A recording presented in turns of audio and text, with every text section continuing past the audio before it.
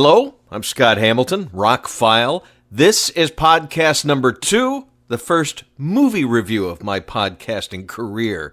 I am a lifelong movie fan. I connected with them very early on. Used to go to the drive-in with my parents to see James Bond movies and things like that.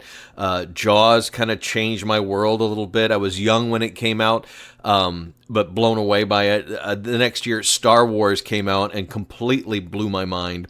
And I've been a huge fan. In college, I worked at a video store, so I learned the benefits of having a large video collection. And throughout my radio career, moving around, having a VHS, later a DVD, and now a Blu-ray and a 4K collection allows me to not worry about being able to find something on TV to watch, not being able to catch something in the theater, that kind of thing. When I own the movies, I can go back to them. Yeah, every once in a while I buy one that I probably wouldn't watch again, but I'm trying to do that less and less. Matter of fact, these days, I'm a member of the AMC A-List program, which for $21.99 plus tax a month, I get to see 3 movies a week. And so I've gone to see some things that I may not have gone to see if I had to pay for them. I might have waited for streaming and things like that. And I'm going to be doing a lot more current movie reviews. I'll follow this up with several I've seen recently. But over the weekend, I saw a movie that I wanted to tell you about before it gets out of my head.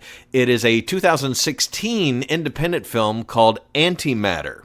It was directed by Care Burrows. It's his first major movie, even though it's a low-budget science fiction mystery noir. And I'll go ahead and let you know now, my movie reviews will not be spoilers. No spoilers in them at all. I will eventually do some conversations about some movies where we can discuss details and get into spoilers, but that will never be in the reviews because I think the reviews are here to help you decide whether or not you want to see the movie. So, Antimatter. It's about an hour and 49 minutes. I caught it on the streaming service Vudu. I think it's a great movie. I was really surprised at how much I enjoyed it. If you like things that keep you guessing, movies like Pi, like Memento, like Primer, that was a head twister. If you haven't seen that, I highly recommend it.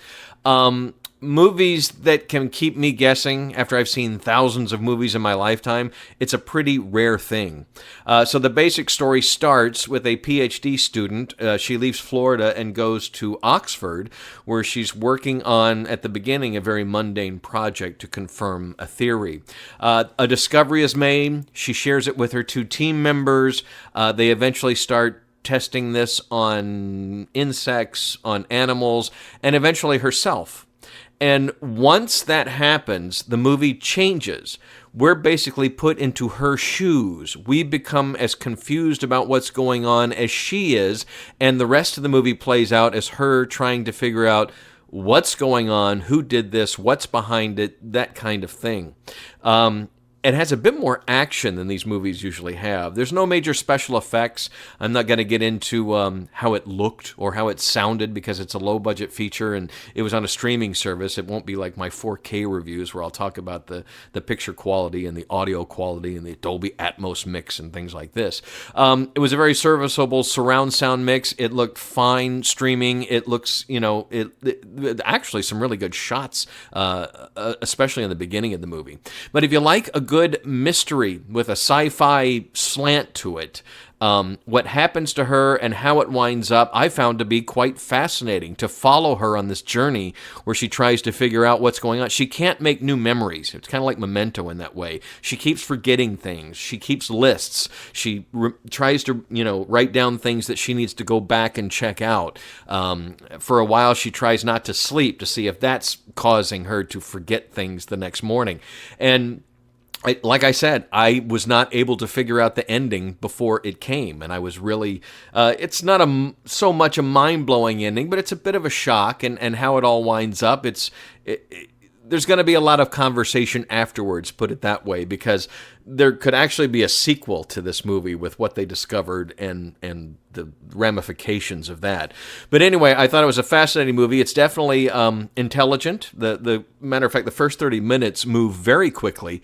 There's a lot of scientific discussion to explain what they're doing, and you really kind of have to keep up with that. But once you get past that, once the experiment is used on her, things change. And like I said, it becomes very much a mystery where she's trying to figure it out. And she calls her mom back in Florida, and she deals with some paranoia issues, and maybe people are out to get her. And so it's very much like Pi and Memento in those ways. So I highly recommend the movie Antimatter. Like I said, came out in 2016. It's available on most of the streaming services, on Amazon Prime. It's also available on Blu-ray.